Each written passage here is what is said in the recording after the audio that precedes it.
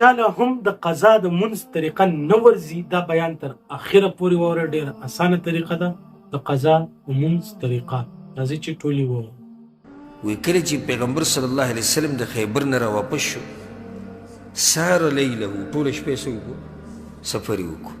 حتی اذا ادرکه الکرا، پیغمبر صلی الله علیه وسلم باندې خوب زورور شو، سب یو میاشت بار تېره کړې او بیا واپس را روان دی او ستړی نو او د شپې سفر یې کړی نو خوب وله ورغی.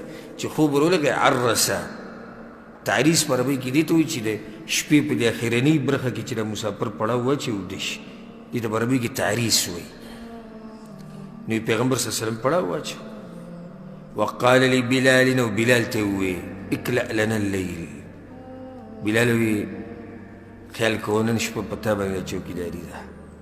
او ټول ویده شو، ټول لکه چې ټول ستړي شي. نو بلال رضی الله عنه څه ناشنا مؤمنانو سړی ورته حیران شي. اوس دلم خوب ورغلی نو دا خوب یې په دې وتښتو. ابو هریره رضی الله عنه فصلى بلال ما قدر له، بس په تهجد ودرېدو، په تهجد کې ولاړې به نو خوب به نه راشي. ونام رسول الله صلی الله علیه وسلم واصحابه، پیغمبر صلی الله علیه وسلم موده شو، ملګري موده شو. سهار ته بلکل نږدې بلال رضی الله عنه خپلې سورلۍ ته هسې ډډه ولګوله چې زه به ناست یم، دوی مانځه در پاس مواجه الفجر. مواجه الفجر مطلب بلکل دی نور خاته ته مخ کړی مو کوم طرف نه چې سهار راخیږي او دغه شان ناسو په انتظار باندې چې زه به دوی راپاسم. فغلبت بلالا عیناه وهو مستند الى راحلته، بس خوب پې ضرور شو، ویده شو. دیم خوب پې راغی، ستړی و او صحابه کرام موده و، پیغمبر صلی الله علیه وسلم موده. یو هم راپانسېد، نه پیغمبر صلی الله علیه وسلم راپاسېد، نه بلال راپاسېد او نه په صحابه کرامو کې بل څوک راپاسېدلی. حتی ضربتهم الشمس، د نور چې ګرم کړو یو پیغمبر صلی الله علیه وسلم اولنی کس و چې راپاسېد، نور ګرم کړو. نور د ګرمۍ چې و چې وایي څنګه پیغمبر صلی الله علیه وسلم راپاسېد او ډېر د یېرې په حالت کې راپاسېد. وایي ای بلال بلاله، اواز یې ډایري کې وکړو چې موږ تعالی ذمهواري در کړې وه. بلال راپاسېد وایي یا رسول الله أخذ بنفس الذي أخذ بأبي أنت وأمي يا رسول الله، بنفسك. إذا الله پیغمبره زما مور پلار دې په تاسو قرباني، خو زما نه هغه چا څه اخیستې وه، هغه تا نه یې چې اخیستې وه. وایي تاسو هم راپانسېدئ او زه هم راپانسېدم. بیا پیغمبر صلی الله علیه وسلم وایي اقتادو. اقتاد البعیر په عربۍ کې داسې ویل کېږي چې کله خلک د اوښان په ځان پسې راکاږي، وایي زه د اوښان را روان کړي په ځان پسې راځي. دوی د خپلې سورلۍ روانې کړې، لږ مخکې لاړو، بیا پیغمبر صلی الله علیه وسلم اودس وکړو. بلال رضی الله عنه ته امر وکړو، نو هغه اقامت وکړو او پیغمبر صلی الله علیه وسلم د سهار لمونځ وکړو. کله چې پیغمبر صلی الله علیه وسلم د سهار د لمونځ ختم کړو نو بیا یې دا ووایي من نسي الصلاة فليصلها اذا ذکرها، د چا نه چې لمونځ هیر شي یا دې پاتې شي نو چې څنګه ورته رعایت شي کوي ویې.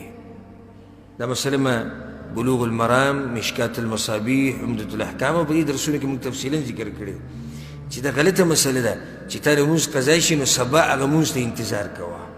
لکه اودیس کې دوی نه سهار لمونځ قضا شو که نو بیا زموږ سره مشهوره طریقه څه ده؟ سبا سهار مانځه سره به راګرځو. دا کومه طریقه ده؟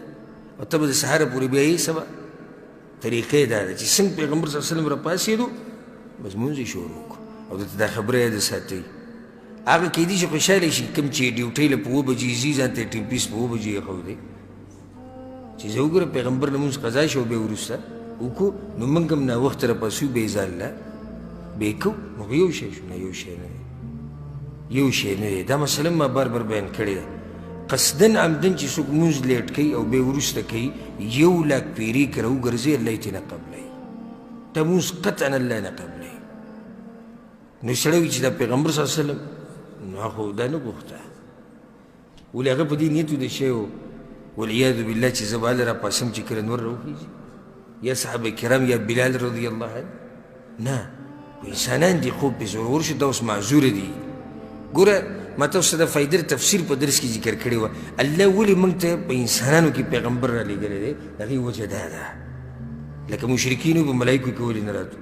اوس که ملایکو کې راغلی نو ملک له خوب ورځي نه ورځي. نو دا مسله به موږ نه معلومه کړې خو چې کله په انسانانو کې راغی خوب پې زورور شو اوده پاتې شو نو موږ ته پته ولګېده چې په چا که چېرته خوب زورور شي او بیا وروسته راپاسي نو څه به کوي هغه موږ ته پته ولګېده ښه دا و د شیخ صاحب قیمتي بیان د قضا د مونځ چې تاسو واورېدلو د دغه شان قیمتي بیاناتو لپاره تاسو زموږ سره اوسئ. السلام علیکم ورحمة الله.